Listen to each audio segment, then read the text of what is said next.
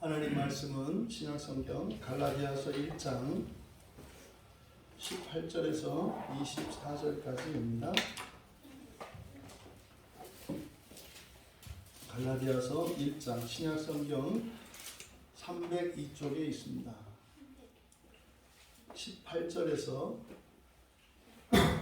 24절까지 우리 함께 한 목소리로 읽겠습니다. 18절입니다. 그 후 3년 만에 내가 게바를 방문하려고 예루살렘에 올라가서 그와 함께 15일을 머무는 동안 주의 형제 야고보 외에 다른 사도들을 보지 못하였노라. 보라, 내가 너희에게 쓰는 것은 하나님 앞에서 거짓말이 아니로다.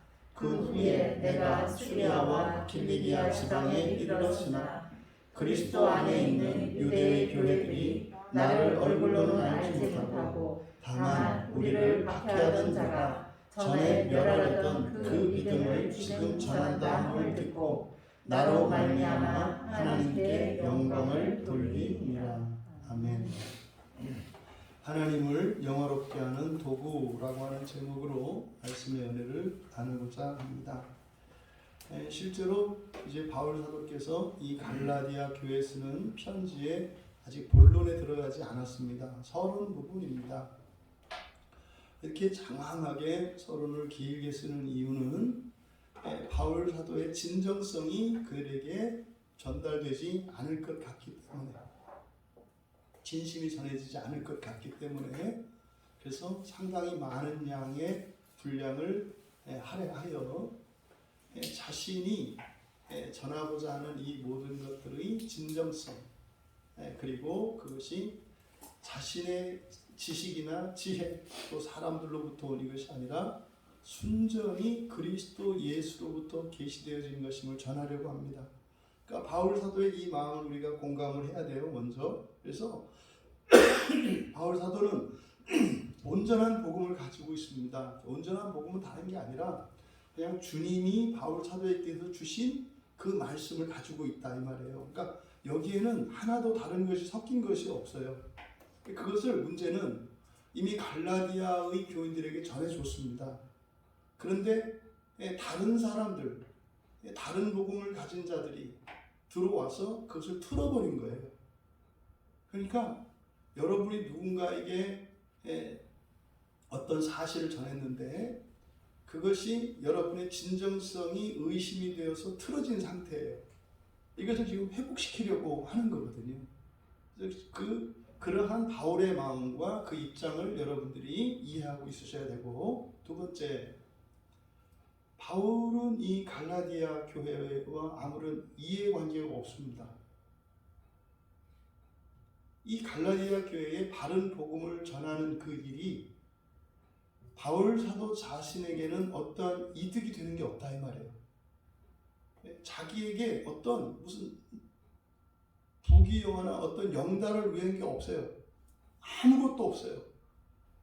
무슨 보상을 바라는 것도 아니고 거기에서 어떤 대가를 기대하는 것도 아니에요. 여러분, 이게 굉장히 오지랖 넓은 사건인 거예요. 그것이 아무리 상대방에게 좋은 일이라 할지라도 상대방이 그것을 받아들이려 하지 않아요. 그러면 된 겁니다. 할 만큼 한 거예요. 처음에 찾아가서 복음을 전하고 교회가 세워지고 그거 할 만큼 한 거예요. 그것도 귀한 거였지 않습니까? 그렇게 해서 어느 날 갑자기 못 믿겠다. 당신이 말한 건 못 믿겠다. 이렇게 해서 엉뚱한 길로 간다 한들, 그래서 한 번, 두 번 그것을 이야기를 전해줘서 그들로 하여금 바른 길로 돌아오게 하는 거, 이것은 사실은 안 해도 무방한 거죠. 왜요? 누군가를 위해서 한 일이고 그 사람이 그것을 거절했을 때 그거 아니라고 사정하는, 여러분, 지금 바울의 입장이 이런 거예요. 이런 상황이 어디서 일어납니까? 이 가족 안에서 일어나는 일이죠. 가족관계 안에서 일어나는 일이에요. 그러니까요, 특히 부모가 자녀들에게 바른 길을 안내해주고 자녀들에게 유익이 되는 삶의 지혜들을 전달해 주는데 안 받아들여요. 관둬라. 네 인생 네가 사는 거지. 이렇게 되는 게 아니죠. 이게 또 잔소리라고 이렇게 타박을 들을지는 몰라도 한 번씩 이게 꼭 참았다가 사고 넘치면 한 번씩 이야기를 하게 되어 있죠. 그러니까 이게 사실은 사랑하는 관계 안에서 이런 일이 일어나요. 그러니까 지금 바울이 정말 자기와 이해 상관도 없는 더더군다나 이방인인 아시아 지역에 있는 그 사람들에게 바울이 복음을 전하려고 하는데 바울의 마음은, 그들을 향한 바울의 마음은 가족을 사랑하는 것 같은 이런 사랑의 마음을 가지고 있다는 거예요. 여러분, 이 바울이라고 하는 사람은 특별한 사람이다. 그러니까 특히 사도니까 특별한 사람이다. 이렇게 생각하시면 안 돼요, 여러분. 바울이 이 시대를 살아간다면 여러분 중에 한 사람이거든요. 여러분 중에 한 사람이에요. 꼭 저와 같은 목사냐? 그렇지 않습니다, 여러분.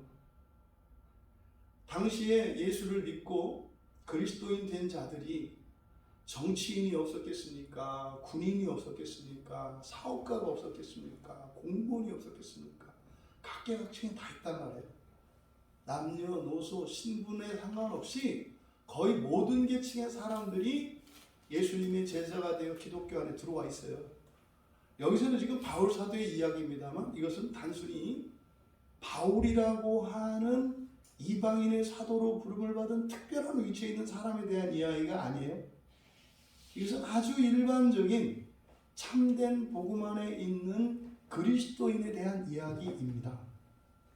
이것을 여러분들이 염두에 두시고 이것을 마치 특별한, 이렇게 어떻게 교회 안에서 이게 신앙의 직분을 가지고 있는 특별한 사람들이거나 또는 다른 사람들과 특별히 좀 특별한 체험이 있고 그렇기 때문에 일반적이지 않은 그 신앙인 중에 한 사람으로 생각하셔서는 안 된다. 그냥 우리 중에 한 사람으로 여러분들이 바울을 인식하셔야 된다. 그러면 지금 여기서 구구절절이 바울 사도가 자신이 이제 어떻게 해서 이방인의 사도가 되었는지 그 과정들을 쭉 설명하고 있지 않습니까?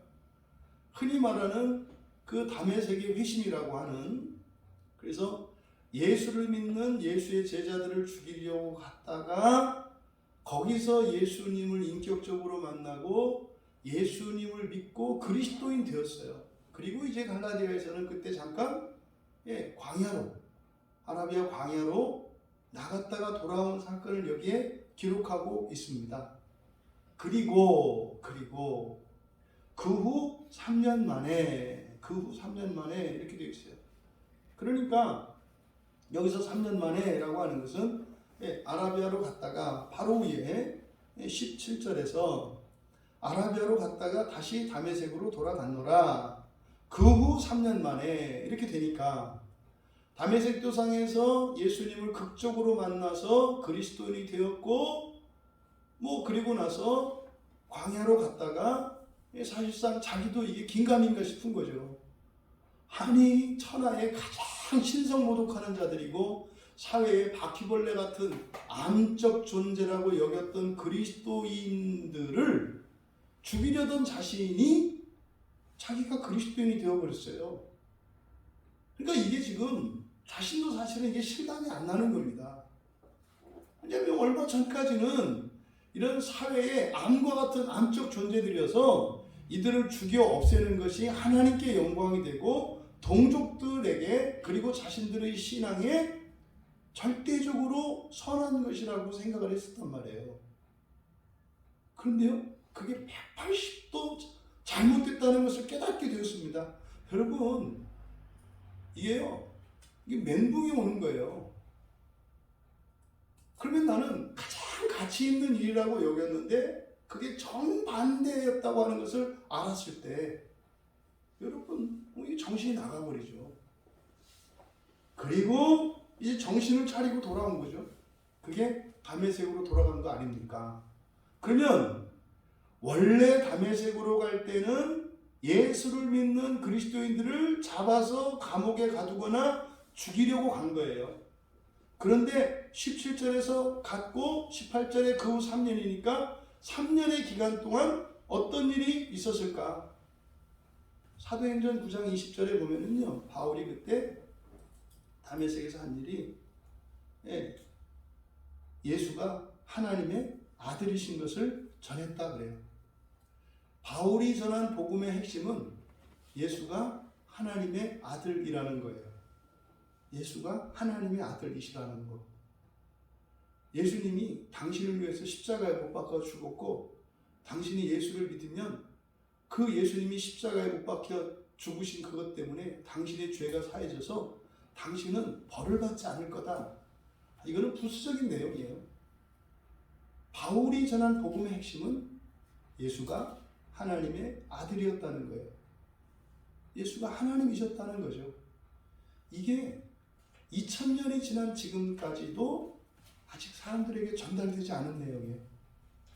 예수가 하나님의 아들입니다 라고 하는 이 복음이 예수님께서 내가 하나님의 아들이다, 인자, 사람의 아들로 태어난 내가 사실은 하나님의 아들이다, 이 말이 당시에도 믿어지지 않았고, 심지어 예수님이 죽었다가 다시 살아나셔서 승천을 하시는 것을 500여 명의 사람이 목격자가 있어요. 그런데도 사람들은 예수님이 하나님의 아들이라는 게 믿어지지 않아요. 믿어지지 않아요. 그래서 바울이 그것 때문에 사실은 기독교인들을 박해했던 거거든요. 근데 바울이 이제 알겠는 거예요. 진짜로 예수가 하나님의 아들인 거예요. 그럼 우리가 예수를 믿는다는 것은 뭐예요? 예수와 같이 되는 거거든요. 그러니까 하나님의 아들이 된다는 거예요. 이게 믿어지지가 않는 겁니다. 너무나 복음은 명확합니다. 그런데 우리는요, 그런 것들은 그래 알았어, 건성건성 이렇게 넘겨버리고, 알았으니까 그 얘기는 나중에 죽고 난 뒤에 하기로 하고, 지금 먹고 사는 이야기나 하자, 뭐 이런 식으로 나오는 거죠. 이게 2000년의 교회 역사 속에서 계속 되풀이되고 있는 거예요. 왜 사람들이 안 바뀌어요? 바로 이것 때문에 그래요. 기독교가 제시하는 이 구원, 그 구원에 관한 그 내용이 복음인데, 복음이 결국은 예수를 믿는 이유가 우리가요, 하나님의 자녀가 된다는 거거든요. 근데 그건 이미 정해졌다는 거예요. 정해졌다는 거예요. 예수를 믿는 자들에게는 그것이 정해졌다는 거예요. 그거는 아무도 바꿀 수 없다는 거예요. 확정이 된 거예요. 그런데 그 부활, 그것을 부활이라고 하는데, 그 부활에 참여하는 시간적 순서가 다르다. 시간적 순서가 다르다. 그러면 맨 먼저 부활하는 첫째 부활을 위해서 살아가는 것은 사실은 뭐예요? 이 세상에 아주 현세적으로 세속적인 삶을 살아가는 것보다 더 능력이 있다고 얘기하는 거예요. 여러분이 오늘 이 시간 교회 나오셔서 하나님을 예배하고, 또 여러분들이 개인적으로 시간을 들어서 하나님께 기도하고 말씀을 보고 설교를 듣는 일이, 그 시간 그 힘으로 여러분들이 어떤 경제활동을 하거나 어떤 문제들을 해결하기 위해서 일하는 것보다 더 능력이 있다는 거예요. 이게 전달이 안 되는 겁니다. 이게 전달이 안 돼요. 그러니까 하나님께서 우리들을 창조하신 목적과 예수 그리스도께서 이 땅에 오셔서 우리를 십자가의 대속의 죽음과 더불어 우리를 부활의 영광으로 이끄시고자 하시는 이런 신앙의 삶이라고 하는 것은 우리 각자가 가지고 있는 능력과 배경과 그 모든 것을 가지고 전력으로 살아가는 것보다 더 능력 있는 삶을 살 수 있게 된다는 거예요. 이게 예수 믿고 살아가는 거거든요. 이게 전달이 안 되는 거예요, 이게. 그래서 바울은 3년의 기간 동안 예수가 하나님의 아들이신 것을 전하면서 다니셨어요. 바울 사도가. 그게 지금 18절에 앞에 있는 내용입니다. 그리고 나서 내가 게바를 방문하려고 예루살렘에 올라갔다는 거예요. 그럼 보세요. 이 바울이라고 하는 사람이 그리스도인을 박해하던 사람이었는데 그가 갑자기 그리스도인이 돼가지고 아주 그리스도인만 찾아내려고 혈안이 되었던 그가 이제는 그리스도를 전하고 있어요. 예수가 하나님이라는 걸 전하고 있어요. 얼마 동안? 3년 동안. 그러면 소문나지 않겠습니까? 바울이 그런 것이. 그리고 여러분이 만약에 바울의 입장이라고 생각을 해보세요. 여러분이 아주 지독할 정도로 기독교를 싫어했고 배타적인 태도를 취했던 사람들이에요. 여러분 앞에서는 교회에 교자도 못 꺼내던 사람이에요. 그 얘기만 하면 난리가 나니까요. 근데 그 사람 입에서 또 그 사람이 뭐 전화가 오고 찾아오는데 뭐 교회 가자는 얘기를 하는 거예요. 그럼 여러분 그 사람의 말이 뭘 말하는지 안 들어와요. 이게 진짜야 뭐야 이럴 거란 말이에요. 이게 지금 잡아가려고 이제는 별의별 짓을 다 하네. 이제는 못 잡아가니까 자기가 예수 믿는 척 해가지고 얘기하면 잡아가려고 하는가? 이런 생각 안 들겠어요? 당연히 들죠. 공포의 대상이었던 사람인데. 그렇기 때문에 바울의 입장에서도 만약에 자기가 그리스도인이 되었다면 그리고 이방인의 사도로 부르심을 받았다면 이 사람은 원래 맨 처음에 예루살렘으로 가야 돼요. 왜요? 거기서 자격증을 얻어야죠. 확인은 얻어야죠. 확인을. 이때 당시 사도들은요 다 예루살렘에 있습니다. 예루살렘에 가서 검증을 받아야죠. 그럼 그 다음부터요 복음을 전할 때 그리고 사도들에게 인정을 받으면 사도들이 사발통문을 돌릴 거 아니에요. 네? 교회 쫙 돌릴 거 아니에요. 이제 바울 우리 편이니까 걱정하지 마라. 그리고 바울이 전하는 복음이 정말 예수님으로부터 받은 복음이 맞으니까 무조건 바울의 말을 들으면 된다. 이러면은 문제 해결될 거 아니에요. 지금 여기 갈라디아 교회도 마찬가지입니다. 갈라디아의 맨 처음에 바울 사도가 복음을 전할 때 확실하게 그가 사도라고 하는 그 권위를 가지고 있었다면 나중에 누군가가 와서 어떤 이야기를 했더라도 흔들리지 않을 거 아니에요. 그러니까 인간적으로 생각을 하면 바울 사도가 맨 먼저 해야 되는 일은 일의 순서가 잘못됐다 이 말이에요. 인간적으로 생각하면 먼저 사람들로부터 자신의 오해를 씻어야 되고 이제 정말 그리스도인이 되었고 이방인을 위한 사도가 되었다는 것을 먼저 공식화할 필요가 있었다 이 말이에요. 그런데 그는 그럴 수가 없었던 거예요. 3년 동안 그냥 자기 말을 듣든 안 듣든 이렇게 3년 동안 복음을 전하며 다녔던 거예요. 그러다가 3년이 지나서 예루살렘으로 올라갔대요. 그런데요. 여기에 방문하려고 라고 되어 있습니다. 방문하려고. 이게 이제 이 방문하다라고 이렇게 되어 있습니다만 그냥 이제 찾아가는 것을 의미하는 것이 아니라 이 방문하다라고 하는 이 단어가 가지고 있는 의미가 조사한다. 뭐 이런 의미예요. 조사한다. 이게 뭐 친해지려고 한다. 친해지다. 뭐 이런 뜻입니다. 그러니까 여기서는 용무, 목적이 있는 거예요. 방문의 목적이 뭐예요? 조사하는 거래요. 조사한다는 것은 뭘 조사하는 거겠습니까? 과연 자신이 지금까지 이렇게 전해온 3년 동안 말이죠. 전해온 이 내용들이 참으로 이게 맞는 건지 안 맞는 건지. 그러니까 사실 한 3년 전하다 보니까 이제 한계에 부딪힌 거겠죠. 그러니까 이제는 처음에는 뭐 별의별 일이 뭐 안 일어났겠습니까? 근데 한 3년 정도 하다 보니까 이제 어떤 한계에 부딪힌 거예요. 한계. 그래서요. 이게 좀 이 한계를 넘기 위해서는 대책이 필요하구나. 그래서 이제 바울이 예루살렘으로 가서 베드로를 만나기로 했던 거예요. 근데 여기서 베드로라고 하지 않고 게바라고 한 것에 착안해야 합니다. 베드로라고 하지 않고 게바라고 했어요. 게바. 이 게바는 우리가 베드로로 알고 있는 그의 본명은 시몬이에요. 시몬이 그 사람의 본명입니다. 그런데 예수님께서 요한복음 1장 42절에서 이 베드로에게 시몬에게 이름을 지어주셨어요.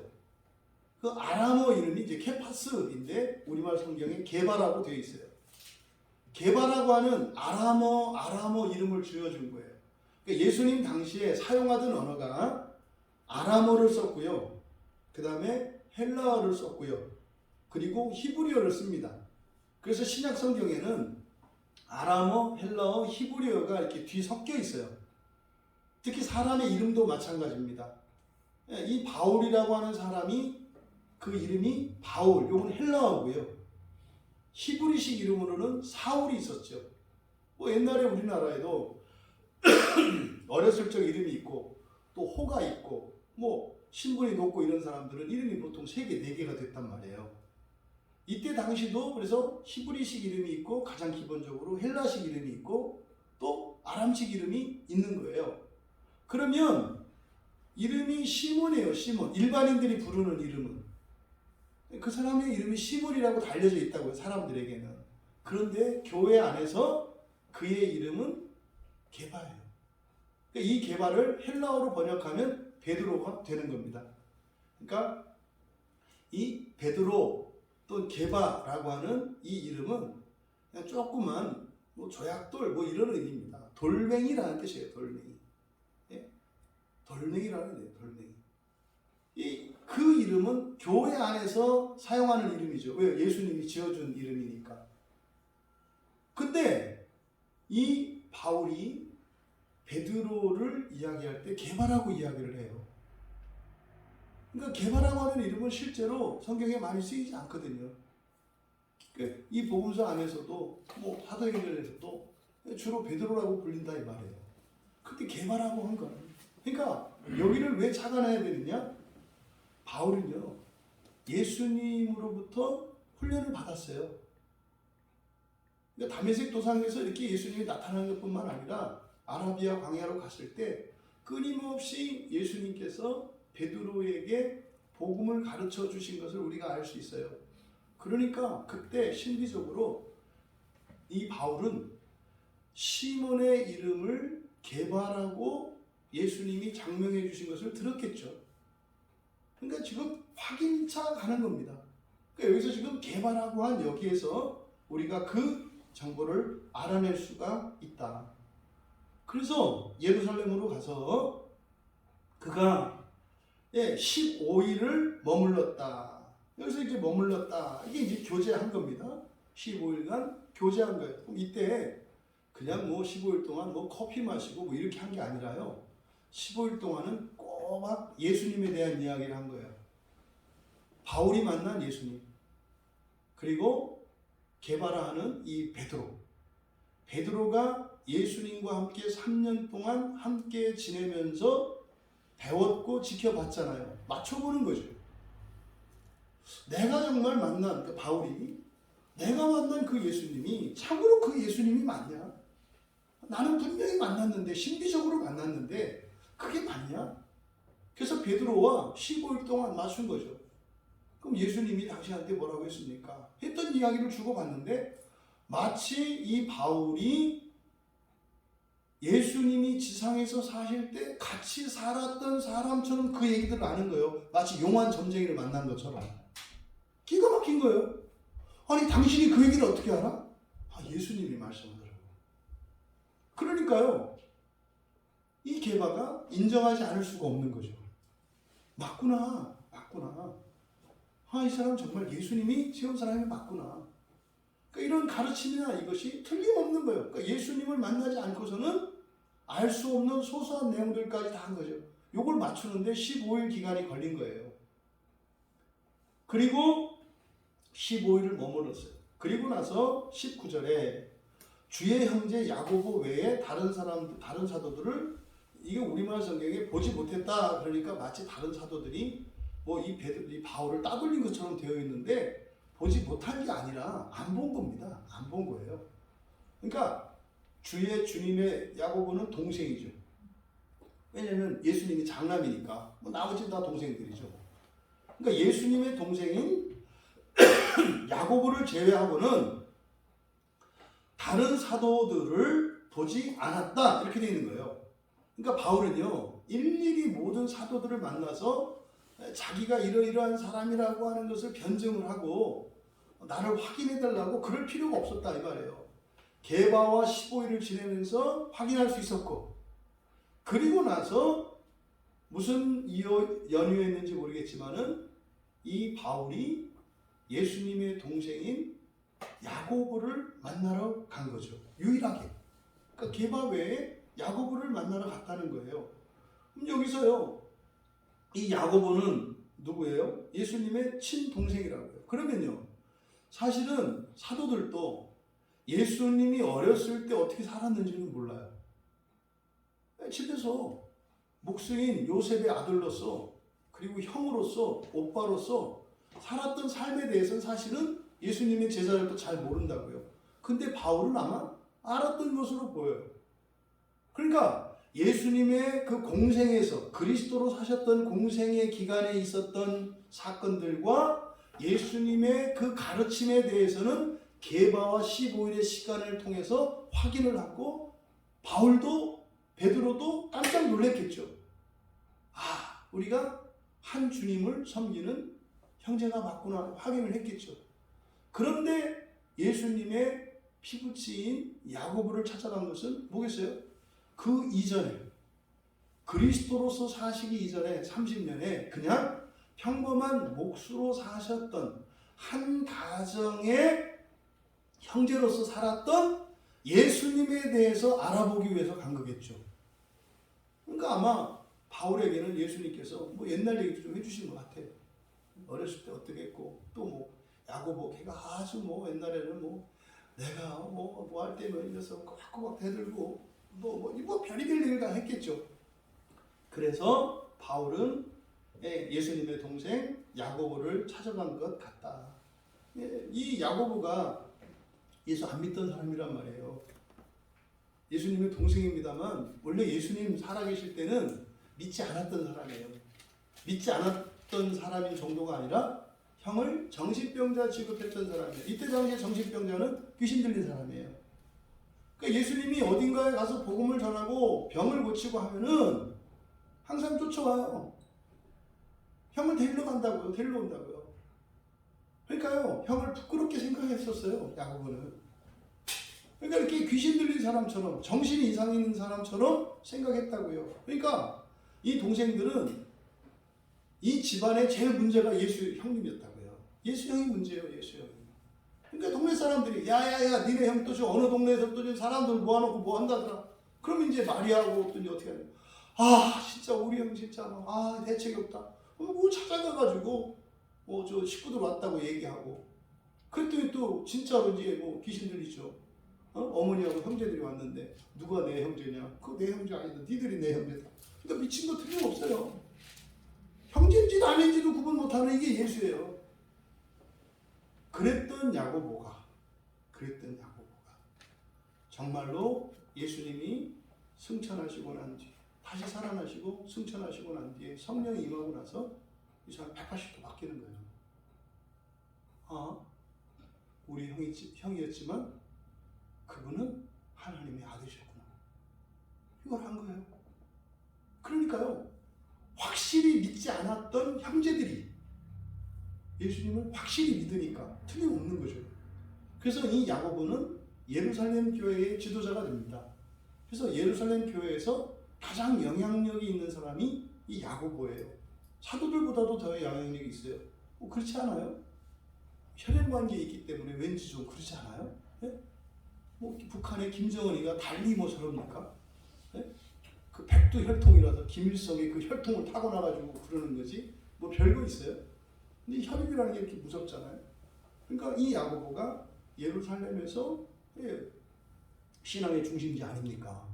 그 예루살렘에 있는 교회에 그 지도자 역할을 한 게 야고보였다고. 그런데 바울이 야고보를 찾아간 것은 그가 영향력이 있는 사람이기 때문에, 예루살렘의 지도자이기 때문이 아니라 바로 예수님의 사생활에 관한 것을 확인하기 위해 간 것처럼 보여요. 그러면요, 예수님의 생애를 이렇게 둘로 나눌 수 있거든요. 평범한 목수로 살았던 30년의 삶과, 그리고 그리스도로 사셨던 3년의 공생애. 그래서 이 3년의 공생애는 가장 잘 알고 있는, 가장 신뢰할 수 있는 베드로, 게바를 찾아가는 것이고, 그래서 15일 동안 확인을 했고 서로가 확인한 거죠.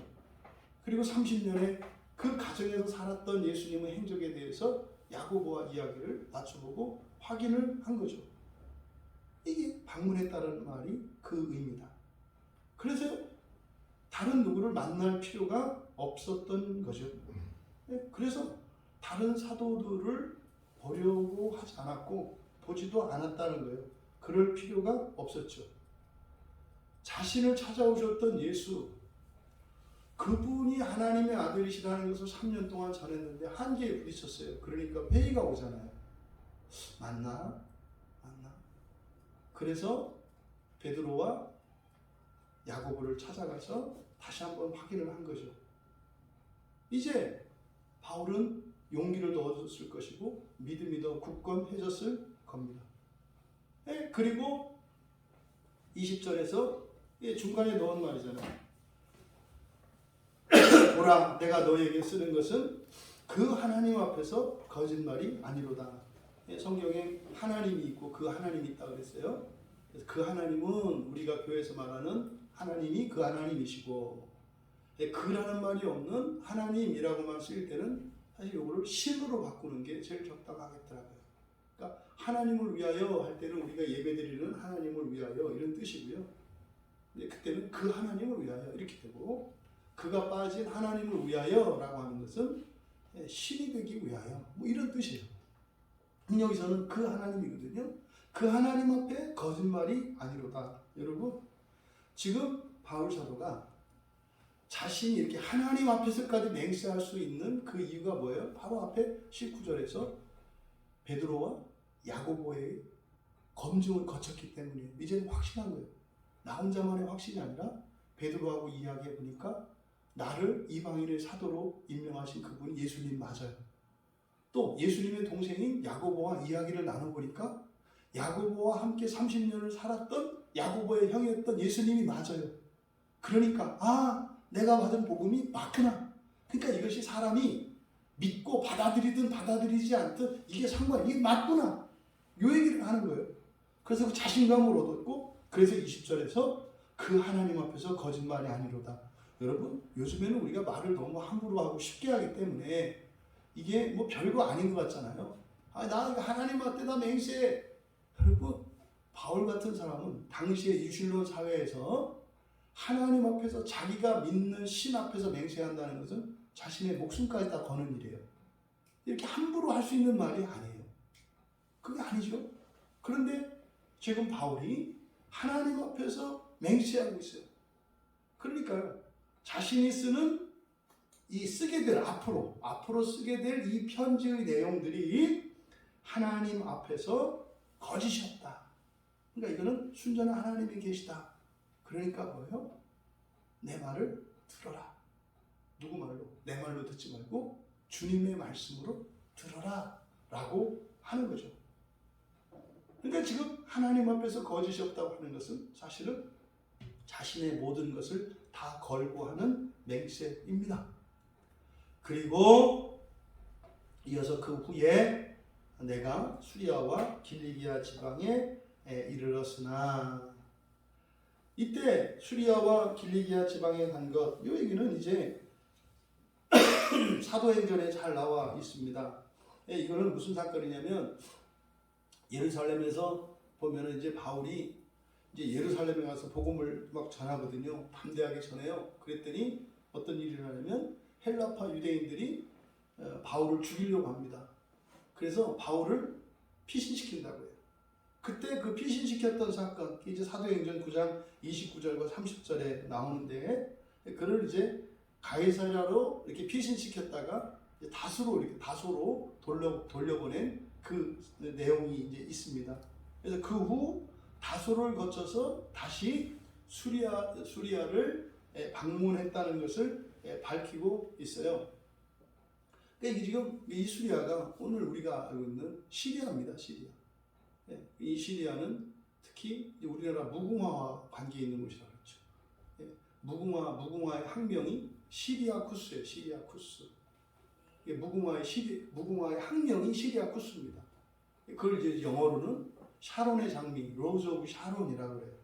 그래서 예수님을 가리킬 때 샤론의 꽃 예수 이렇게 하잖아요. 그 샤론의 장미라고 하는 것이 무궁화가 가지고 있는 특징이 뭡니까? 질긴 생명력, 그렇죠?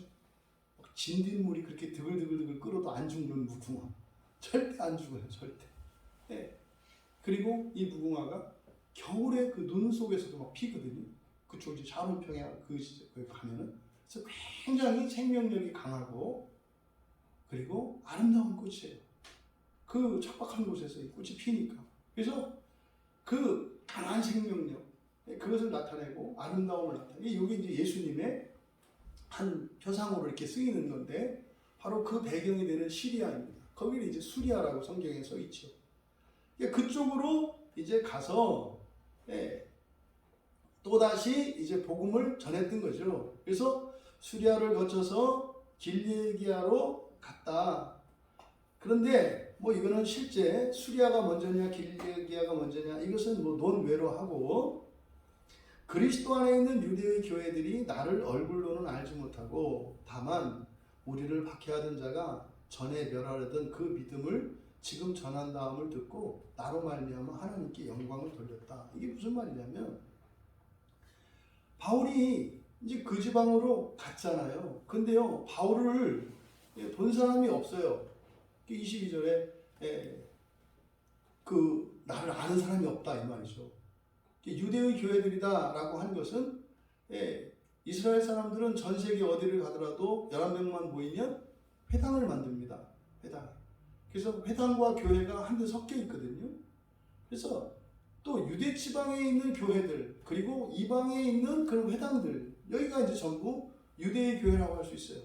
그래서 지역적으로 유대 지역에 있는 교회, 그리고 이쪽 그러니까 이방인들이 살고 있는 이런 이민족들이 있는 그곳에 있는 교회들, 이런 곳에서 바울이 뭐 해졌어요? 유명인사가 돼 있어요. 근데 아는 사람은 없어요. 얼굴을 직접 본 사람은 없다고요. 그런데요, 알아요. 그럼 압니다. 근데 지금 22절에서부터 24절까지는 전부 미완료 시제를 쓰고 있거든요. 미완료 시제가 의미하는 바는 계속되는 거라 했어요. 계속. 여전히 계속되는, 끝나지 않은 거. 끝나지 않은 거예요. 계속. 그러니까 여전히 그 바울의 얼굴을 몰라요, 사람들이. 그런데 바울은 알아요. 무슨 의미인지 아시겠죠? 왜요? 되게 놀라운 거였어요. 뭐 한동안 우리나라에서 이어령 씨가 막 그 유명했었어요. 이어령 씨가 철저한 무신론자였었는데, 그 딸이 이제 암에 걸리고 이렇게 이제 하면서 뭐 이렇게 이제 회심하고 내가 이제 그리스도인이 되었다. 근데 원래 유명인사였잖아, 이어령 씨가. 그래서 사람들이 사실은 이어령 씨 얼굴 모르는 분들 많거든요. 근데 얘기는 들었죠. 뭐 우리나라 뭐 최고의 문인 중에 한 분인 이어령 씨가 드디어 뭐 예수를 믿게 되었다네. 뭐 이렇게 센세이션을 일으키자는 거야. 그런 거죠, 그런 거. 이게 바울이라고 하는 사람이 대단한 사람이었는데, 그 사람도 예수를 믿었다는 이런 얘기 할 만하잖아요, 교회 안에. 그 이야기를 하는 거죠. 근데 미완료 시제니까 그 얘기가 계속 회자되고 있는 거예요, 사람들에게. 계속 회자되고 있는 거예요. 그런데 23절에서 뭐라 그래요? 다만 우리를 박해하던 자가 전에 멸하려던 그 믿음을 지금 전한다. 우리를 박해하던 자가 전에 멸하려던 그 믿음을 전한다. 여기서 멸하려던 그 믿음을 전한다. 이것을 통해서 자신이 전했던 그 복음이 바른 복음이다 이 말이죠. 그러니까 사람들이 그런다 이 말이에요. 유대에 있는 교회에 있는 사람들이 나를 알지도 못하는 사람들인데 나에 대해서 얘기한다고 하더라. 근데 그 사람들이 나에 대해서 얘기할 때, 야, 옛날에는 우리 기독교를 박해하고 기독교인들을 죽이던 사람이 이제는 기독교 복음을 전한다네? 이렇게 말을 하더라는 거예요. 여기서 지금 바울이 말하는 게 뭐예요? 사람들이 내가 바른 복음을 전한다고 얘기를 하더라. 만약에 내가 다른 복음을 전했다면 옛날에는 기독교인을 죽이려고 하더니 지금 또 뭐 이상한 거를 전한다 하더라. 뭐 이렇게 얘기했을 거 아니에요. 그러니까 지금은 멸하려던 그 믿음, 바른 복음이에요. 바른 복음을 전한다는 거죠. 그러니까 지금 바울 사도가 여기서 말씀하고자 하는 게 뭡니까? 자신이 바른 복음을 전한다는 사실을 말하고 싶은 거예요. 내 얘기가 아니라 나를 모르는 사람도 내가 바른 복음을 전한다고 얘기한다더라. 근데 이게 뭐 몇 사람이 이렇게 하고 막 지금도 계속 그 얘기를 한다더라.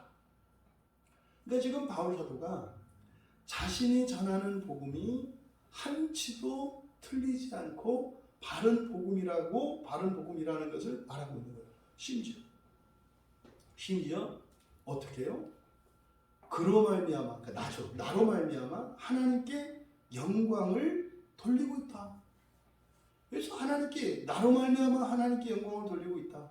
그러니까요, 내가 그 복음을 전했는데 내 복음을 전해들은 그 사람들이, 또 그 소문을 들은 사람들이 그것을 통해서 예수 그리스도의 복음을 전하고 있다고 하더라.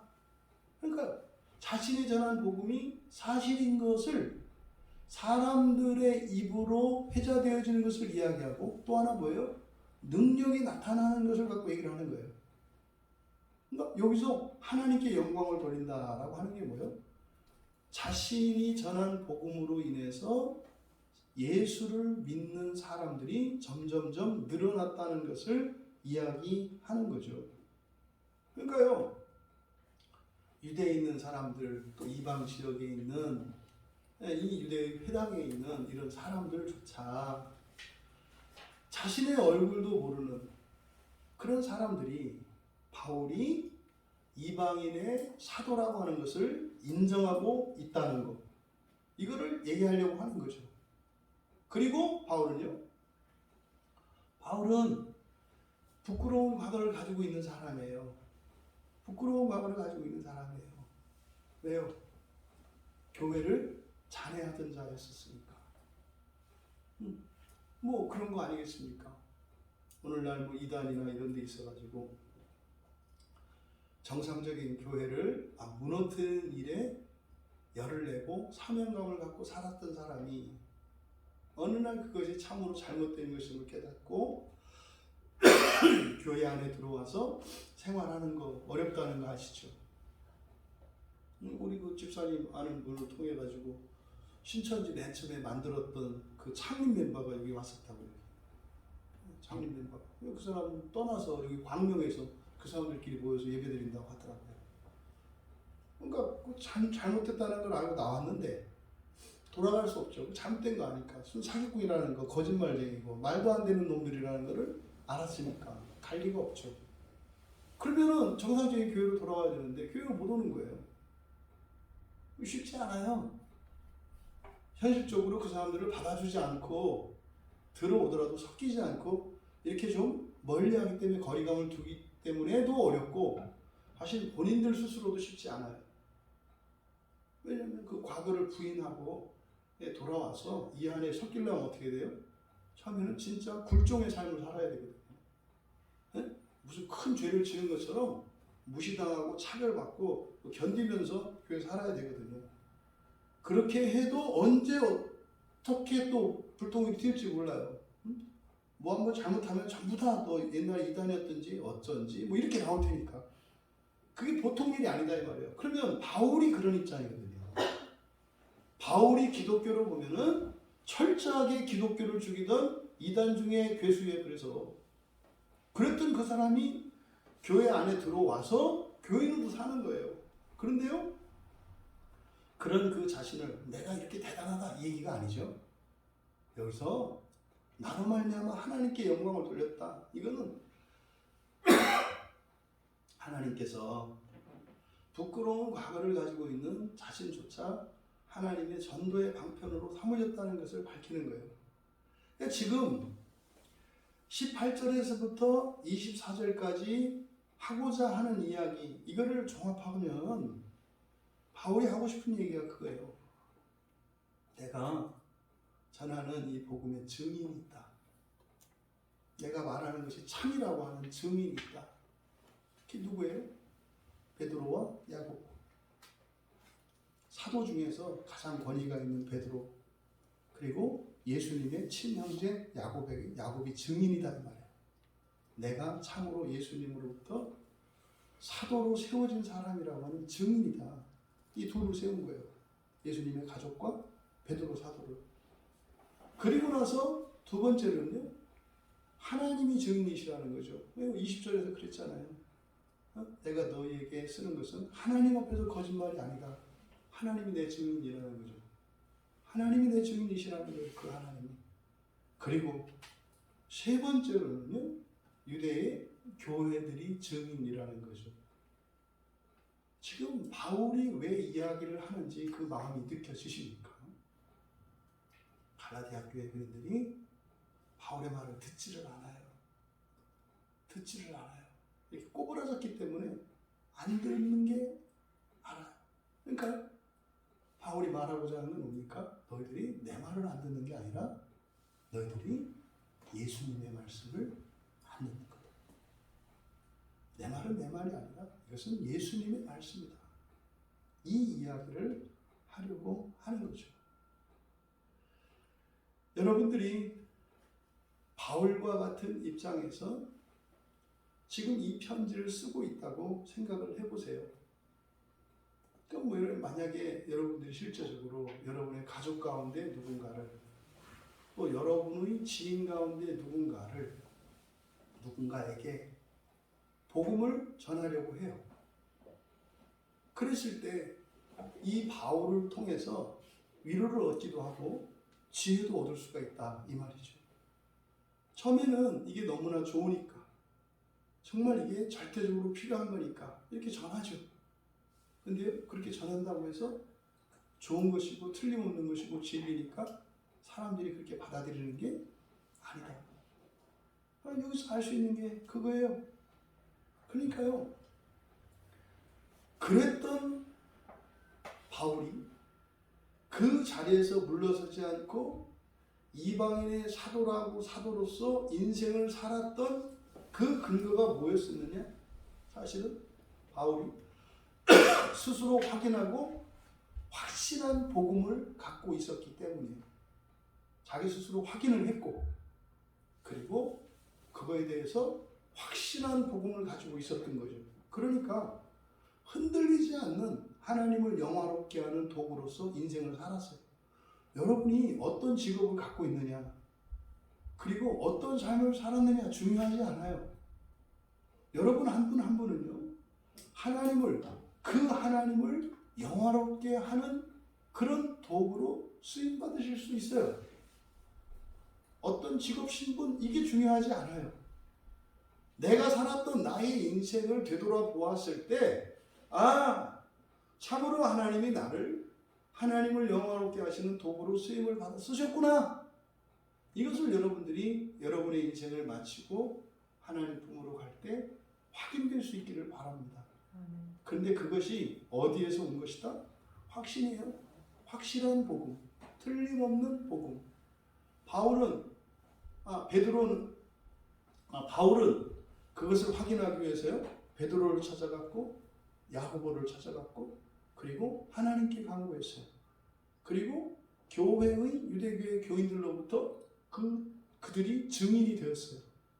그러면 여러분이 바울이 확신한 그 복음을 여러분이 어떻게 확신할 수 있는가요? 여러분이 베드로를 찾아가겠어요? 야고보를 찾아가겠어요? 누굴 찾아가겠어요? 여러분들은요, 성경이에요. 믿지 마세요. 베드로를 찾아간 것보다, 야고보를 찾아간 것보다, 하나님 앞에서 맹세한 것보다, 사람들의 인정과 평판보다 더 확실한 증거, 확실한 증인이 있어요. 그게 뭐예요? 성경이에요. 성경이에요. 여러분이 여러분의 신앙의 중심을 이 성경의 절대적인 기초를 두지 않는다면 흔들릴 수밖에 없습니다. 길에서 벗어날 수밖에 없습니다. 좌절하고 낙심하고 떨어질 수밖에 없습니다. 왜 그리스도인들이, 왜 교회 안에 이런저런 문제가 생겨요? 성경을 벗어나기 때문이에요. 이게 너무나 어이없는 일이에요. 예수 믿는 사람 치고, 교회 다니는 사람 치고, 성경을 자신이 믿지 않는다고 생각하는 사람 거의 없어요. 거의 없어요. 그런데 왜 일상 속에서 막 이렇게 요동치고 난리가 날까요? 성경을 믿지 않기 때문이에요. 그럼 펄쩍 뛰겠죠. 나는 성경을 믿는다. 이거 아니에요. 안 믿는 거예요. 여러분들이 이 오직 성경만을 여러분들의 신앙의 근거로 삼고 신앙의 토대 위에 서 있다면요, 여러분들이 하나님을 영화롭게 하는 도구로서의 삶을 사실 수가 있어요. 무슨 일을 하시더라도, 무슨 일을 하시더라도, 어떤 형편에 있더라도, 사실 여러분 이게 최고로 영광스러운 거예요. 영광스럽다는 것은 심리적인 것만 아닙니다. 그 보상을 반드시 받으세요. 반드시 받으신다고요. 여러분들이 그렇게 확신할 수 있는 바른 복음의 기초 위에 서시기를 바랍니다. 그러려면 어떻게 돼요? 여러분들이 성경으로 확인하셔야 돼요. 그리고 성경을 통해서 확인이 됐다면 확신 안에 거하셔야 돼요. 흔들리지 마시고. 그러면 어떤 일이 일어나요? 참으로 그를 하나님께서 하나님의 영광의 도구로 사용하신다고요. 그러면 그의 인생은 어떻게 되겠어요? 하나님이 정말로 이끌어 가세요. 특히 우리 청년들, 그거를 여러분들에게 꼭 알려주고 싶다니까요. 우리 기성세대는 잔머리로 세상을 살았단 말이에요. 잔머리라고 해서 만만하게 보시면 안 돼요. 거기에는 엄청난 헌신과 노력과 충성과 눈물과 피와 땀이 배 있는 거예요. 옛날에는 잔머리를 지혜롭다고 했어요. 예수 바깥에서는 그걸 지혜롭다고 한다 이 말이에요. 하나님 앞에서 이걸 잔머리라고 하는 거지 세상에서는 뛰어난 거예요.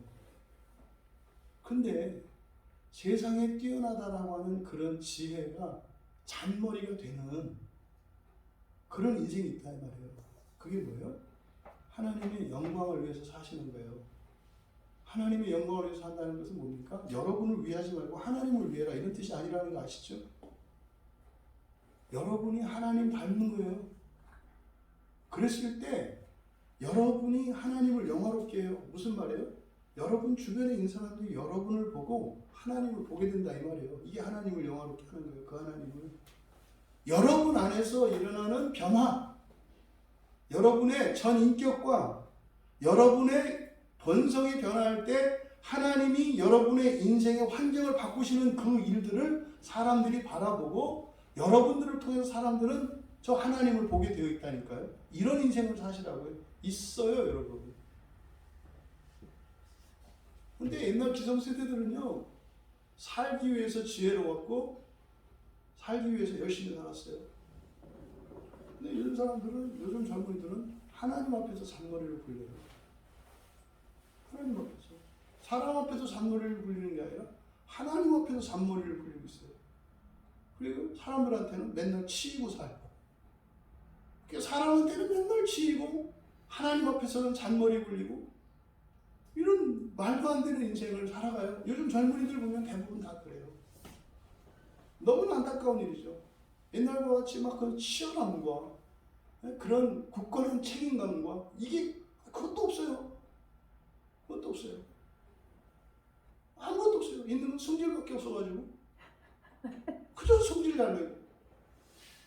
그러니까 뭐 자기 스스로 무덤을 파면서 왜 무덤 파냐고? 아, 지가 파면서 그 뭐라고 누가 뭐라고 그래.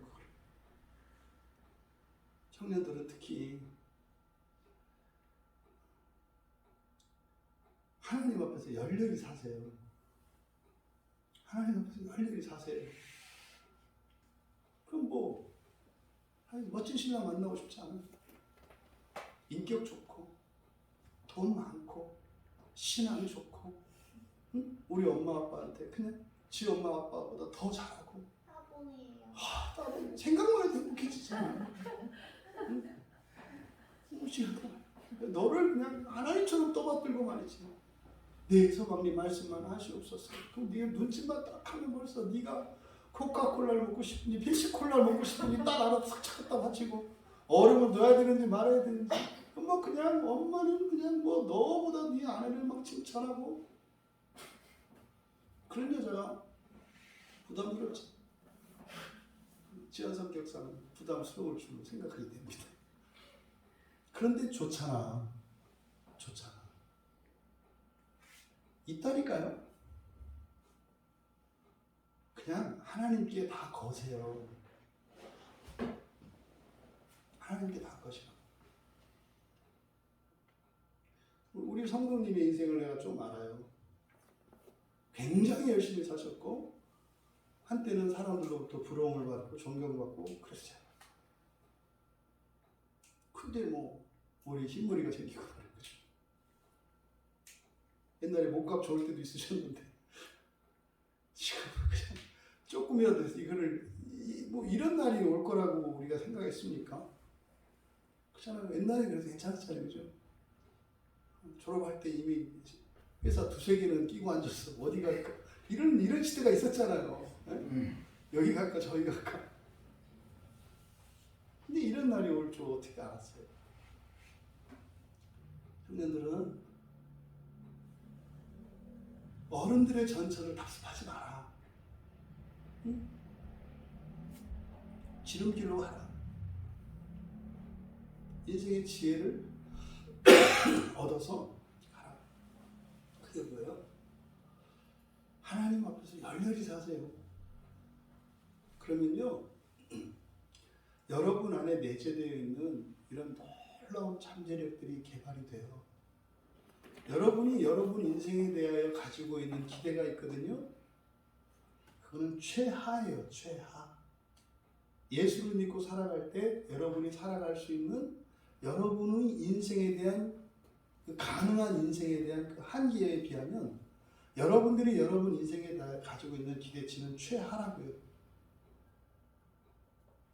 여러분이 정말로 그런 인생을 살고 싶다면 열렬히 사세요. 열렬히. 주님 앞에. 아니 세상 사람들은요 사회생활도 그렇게 해요. 저도 옛날 사회생활 했다니까요. 일부러 출근할 때 1등으로 출근하고요. 퇴근할 때 일부러 늦게 퇴근하는 거예요. 더 일찍 가고 더 늦게 가고. 그러면요 성공해요. 다른 사람들이 하기 싫은 일 나서서 하고요. 시키기 전에 인정을 받아요. 근데 여러분 그래도 웬만한 사회인들은 그렇게 살아요. 인류는 아니라 이류 정도도 그 정도 산다 이 말이에요. 인생을 누구의 지시를 따라 살아가는 게 아니라 내가 주도적으로 살아간다 이 말이에요. 사람들에 의해서 지시받고 살아가는 게 아니라 내가 내 인생을 끌고 가는 인생을 산다니까요. 세상에서도 그렇게 살아요. 그러면은요 세상에서도 그렇게 살면 어느 정도의 안정과 성공이 보장되어 있다고요. 실수만 하지 않으면. 근데 실수가 오게 되거든요, 인생에는. 근데 예수 안에서는요, 실수가 없어요. 무너지는 게 없다니까요, 예수 안에서는. 그럼 여러분들이 그리스도인으로서 하나님 앞에서 열렬히 살잖아요. 아니, 회사에서도 인정을 해주는데 그렇게 사는데도 하나님 인정 안 해준다고요? 말이 됩니까? 그럴 일이 없죠. 정말 우리 청년들은 다 멋진 청년들이 됐으면 좋겠어요. 언제 어디서나 사람들한테 인정받고 존경받고 사랑받고 말이죠. 응? 여러분이 인생에 이렇게 쩔쩔쩔 매고 어딘가에 더부살이를 하는 것 같은 기생하는 이런 인생이 아니라 주도적으로 주체적으로 살았으면 여러분 청년이 때문에요. 여러분이 무언가를 위해서 공부하고 준비하다가 코피도 막 쏟아야 되는 거고요. 에? 하늘이 팽팽 돌기도 하고 이래야지. 그 청년이 우리 그렇게 살았어요 옛날에. 에? 치열함이 있어요 치열함이. 그런데 그렇게 살아도 훅 하고 가더라. 훅 하고 가더라. 근데 훅 하고 가지 않는 영원한 게 있다. 그게 뭐요? 하나님을 향하여 열렬히 알아라. 예배 한번 드려도 열렬히 드리고 설교를 들어도 온 마음을 다해서 드리고 응? 기도를 해도 열렬히 하고 안 될 때가 와요. 응? 기도하려고 앉으면 뽀각뽀각 소리 나고 이럴 때가 와 이럴 때가. 그러면 여러분 여러분의 인생을 하나님이 정말로 책임지세요. 하나님이 하실 일을 갖고 걱정하지 마시고 여러분들이 할 일을 하세요. 그게 뭡니까? 복음의 확신을 갖는 거예요. 복음의 확신을 갖는 거. 그 시작이보다 성경이다, 성경. 그 더 이상은 없는 거예요. 성경에서 확인이 됐으면 더 이상 없는 거라고. 그 다음부터는요, 흔들어요. 흔들리지 마라. 그걸 붙들고 가라. 그러면 하나님이 그 사람의 인생을 하나님을 영화롭게 하는 도구로 쓰신다. 여러분이 하나님의 명예가 돼요. 여러분이 하나님의 자존심이 돼요. 여러분을 높이는 것은 하나님 자신을 위해서 할 일이에요. 그거는. 그건 걱정 안 하셔도 된다니까.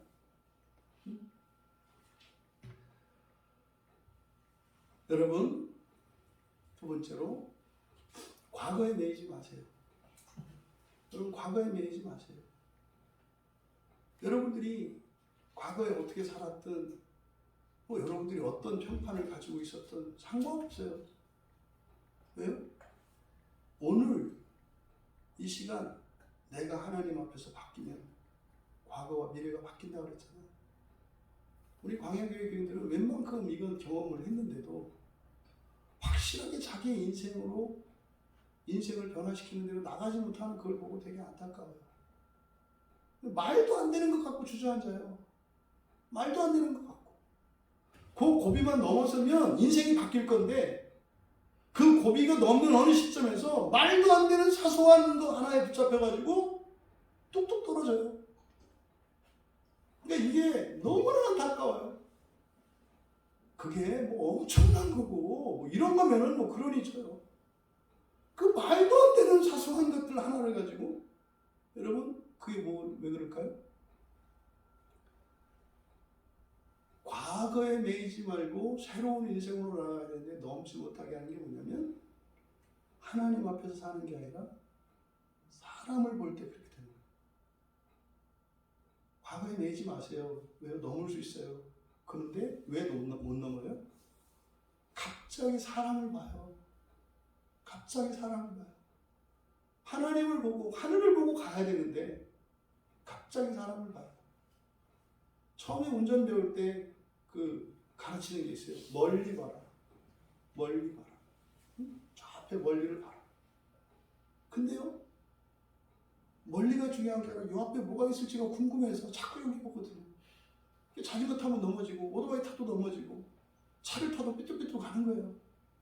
바로 앞에 보는 사람은 이게 보면 알아요. 저 사람이 뭘 보고 있는지. 차도 왼쪽 오른쪽 왼쪽 오른쪽 거의 술 취한 사람처럼 가요. 자전거를 타고 오토바이 타도 마찬가지예요. 계속 이러고 가요. 왜 그래요? 바로 앞에 보면 그래요. 근데요, 멀리 바라보면 직선을 긋고 이렇게 갈 수가 있어요. 여러분이 하나님을 보면요, 넘어지지 않아요. 그런데 사람을 보면 넘어져요. 그게 우상숭배예요. 아니, 교회 다니는 사람이 절에 가서 무슨 부처에다가 절을 하겠습니까? 성당에 가서 마리아상에다 절을 하겠습니까? 여러분이 집에다 무슨 화상을 걸어놓고 하겠습니까? 그런 우상숭배 할 사람이 어디 있어요? 하나님한테도 그렇게 하고 싶지 않은데 뭐 그런 것한테 하겠어요? 말도 안 되는 소리지. 사람이에요, 우상이. 집에서 자녀들 실수하는 거 있잖아요. 부모님이 뭐 하라 그러면은 뭐 이렇게 할 때 하려고 하다가 부모님이 시키면 부모님 때문에 안 하잖아요. 지금 하려고 그랬는데 엄마 때문에 안 해 이러잖아요. 그게 우상이라니까요. 지가 하고 있으면 하면 되지 왜 엄마 때문에 안 하냐니까. 근데 이런 일이 일어나죠. 귀신도 사람이고요, 우상도 사람이에요. 잘 하던 사람이 어떤 사람 때문에 넘어져요. 여러분이 과거에서 벗어나셔야 되는데 그 이유는 뭐다? 하나님이 아니라 사람을 보는 순간 다시 과거로 끌려가게 된다. 여러분, 사람 때문에 힘들잖아요. 환경 때문에 힘들었잖아요. 그래서 그걸 벗어나라. 극복하라는 거거든요. 그러면요, 하나님만 봐야 된다니까요. 하나님만. 그런데요, 이렇게 보이는 사람들이 많지. 그 무슨 상관이에요? 넘으면 되는데. 네? 넘으면 되는데. 장대비가 쏟아지든 뭐가 무슨 상관이에요? 구름 위만 넘어가면 되는데. 근데요, 이놈의 비 때문에 이거 비를 일단 막아야지 못 올라가게. 이거 멍청한 짓이죠. 왜 비하고 싸워요? 구름 위로 올라가면 되는데. 오늘 남아공에 어제 뭐 홍수 있다는 얘기 있어가지고 그 홍준표 선교사하고 통화했더니 우박이 이만한 게 떨어졌대요. 이렇게 이만. 거기 뭐차 유리가 막 깨지고요, 차가 찌그러지고요. 그 맞으면 죽을 정도로 이런 우박이. 이제 그 선교사님이 있는 데는 다행히 홍수는 안 왔는데 우박이 이렇게 눈알만 하더래요. 이렇게 진짜. 막 그게 막 하늘에서 떨어지는데 막 천둥치고 벼락치고 딱 듣는 순간, 야, 이거 정말 같았겠다. 딱 홍수교사 그 얘기 하더라고요. 정말 같더래요. 거기다가 그 우박에다가 이렇게 색깔만 좀 빨갛게 되고 불만 붙이면 영락 없이 종말의 조짐이거든요.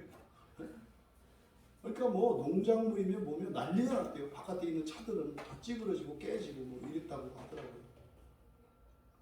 그거 구름 아래에서 일어나는 일이에요. 구름 넘어가면 되거든요. 여러분 인생 안에서 이런저런 일이 있을 때 세상 일과 사람에게 매이지 마세요. 오직 하나님만 추구하시고 하나님을 따라 그 한계를 넘으세요. 그래서 과거에 매이지 말라고 하는 이것은 단순히 뭐 옛날 일을 기억하지 마라 이런 게 아니에요. 과거를 뛰어넘어야 되는데 뛰어넘지 못하게 하는 것이 사람과 환경이라는 거. 속지 마세요. 속지 마세요. 그냥 정말 예수 한 분께 모든 걸 다 거시고 그렇게 가세요. 저는 정말 그런 꿈을 꿔요. 우리 광야교회 교인들을 보면 옛날에 우리가 이 교회를 세워가며 있었던 이야기들을 하면 에이 농담 마세요 라고 하는 이런 이야기들을 들을 수 있게 되기를 바라요.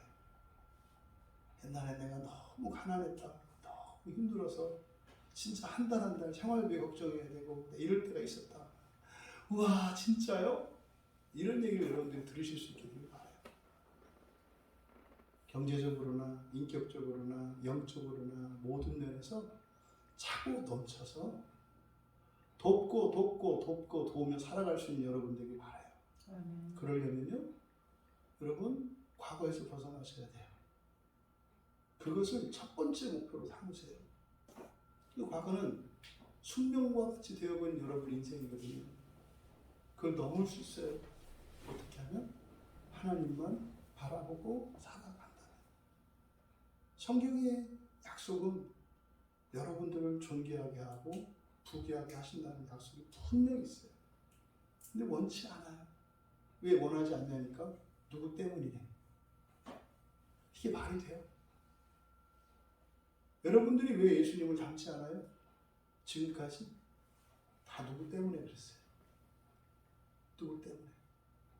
말도 안 되는 얘기죠. 말도 안 되는 얘기. 과거에서 날마다 새로운 미래를 향해 나아가시는 여러분들 되시기 바랍니다. 그래서요, 일단 여러분들이 성경에 확인된 복음의 확신을 가졌다면 오직 하나님만을 바라보고 살아가. 그래서 과거에 매이지 않을 뿐만 아니라 과거를 뛰어넘고 그래서 새로운 과거를 만들어가며 살아가시기 바라요. 이게 하나님을 영화롭게 하는 도구로 살아가는 인생이에요. 바울이 옛날에 했던 일 때문에 죄책감에서 어떻게 벗어나겠어요? 그거 생각 안 해요, 이제. 안 해요. 기억 속에는 있죠. 가난했고, 우리들로 말하면 가난했고, 무능력했고, 뭔가가 결핍이 있었던 과거가 있죠. 부끄러운 과거가 있죠. 그런데 여러분이 확실한 복음 안에서 정말 하나님을 바라보고 살면 새로운 인생을 주신다고요, 하나님이. 그래서 여러분들이 그렇게 정말 그리스도인의 삶이 얼마나 영광스럽고 감사한 것인지를 누릴 수 있게 되길 바란다. 근데 지금처럼 어정쩡한 태도로는 절대로 그런 일 안 와요. 넘어야 돼요. 그 구름을 넘으면 된다고요. 넘으면. 여러분, 항상 여러분들이 확신 가운데 하나님을 바라보며 살아간다 할지라도 바울과 같이 때로는 이렇게 의심받고 부정되는 때가 온다. 부정되는 때가 온다. 그래서 바울도 3년 만에 예루살렘으로 올라갔던 것처럼 그럴 때가 온다. 우리는 어디 안 가도 되잖아요. 성경으로 돌아가면 되잖아요. 그래서 여러분들이 힘들고 지쳐 상황이 어려운 일이 생겨. 이때 뭐예요? 흔들릴 때잖아요. 확신해야 될 때 아니에요. 그렇죠? 어디서 찾아야 돼요? 성경으로 들어가야 돼요. 그럴 때 여러분들이 예전에 들었던 설교 가운데 은혜가 되었고 특별히 이렇게 도움이 되었던 이런 설교들을 찾아 들으세요. 거기에 답이 있어요. 거기에 답이 있어요. 우리에게 필요한 것은 믿음이에요, 여러분. 우리에게 필요한 것은 믿음이에요, 믿음. 나의 믿음이 커지고 강화되는 것, 이게 우리의 능력이에요. 여러분들의 실제적인 능력이 여러분의 능력이 아니라 믿음이 능력이라는 걸 잊으시면 안 돼요. 그 믿음은 어디서 와요? 확신에서 와요. 확신은 어디서 와요? 하나님의 말씀에서 와요.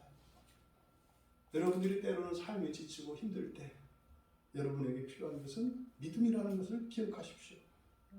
그래서 여러분들이 원하는 모든 각자가 원하는 게 다를 수 있어요. 근데 그것을 한마디로 말하면 뭐라고 할 수 있다? 하나님을 영화롭게 하는 인생이라고 말할 수 있다. 하나님을 영화롭게 하는 인생이라고 하는 이 말 안에 여러분의 모든 소원이 있고 여러분을 향한 모든 약속이 있어요. 그 인생으로.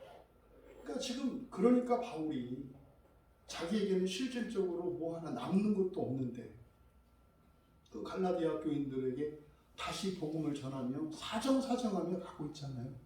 왜요? 하나님을 영화롭게 하는 인생이기 때문에 그래요.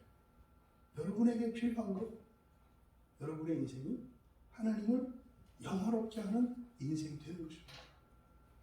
그러면 여러분이 생각하는 여러분의 기대치, 그것을 훨씬 능가하는 하나님의 약속의 삶이 있다는 것을 기억하시고, 정말 우리 광야교회에 속한 모든 교회들은 하나님을 영화롭게 하는 인생을 살아가시길 바랍니다. 그래서 이 교회를 통해서 하나님의 영광이 드러나고 여러분의 비참하고 머뭇거리며 주저하며 물러서는 인생에서 당당하게 앞장서 나아가고 손을 내밀며 이끌며 구원하는 인생으로 살아가시기를 주님의 이름으로 축원합니다. 우리 말씀을 생각하며 잠시 기도하겠습니다. 하나님, 바울 사도가 갈라디아 교회를 향하여 편지를 쓰고 또 다시 또 전도하려고 하는 것은 하나님을 영화롭게 하는 인생이었기 때문임을 우리가 알겠습니다. 하나님, 우리도 각자의 자리에서 우리가 정말 하나님을 영화롭게 하는 인생을 살기를 원합니다. 말씀 안에 우리가 확신할 수 있는 확실한 복음도 이미 담겨 있고 또 그것을 알기 쉽게 들을 수 있는 설교도 있고 우리에게 필요한 것은 하나님의 그 복음을 확신하고 그 믿음을 강화시키는 나의 믿음이 나의 능력인데 나의 능력이 되는 믿음이 아니라 예수를 믿지 않는 사람들이 생각하는 그 능력을 위해서 살고자 하는 것이 잘못된 인생이고 이것이 어리석은 것임을 깨닫게 하옵소서. 하나님 믿음의 능력으로 하나님을 영화롭게 하는 인생을 살기 원합니다. 나를 그 길로 인도하여 주시옵소서. 우리 같이 기도합니다.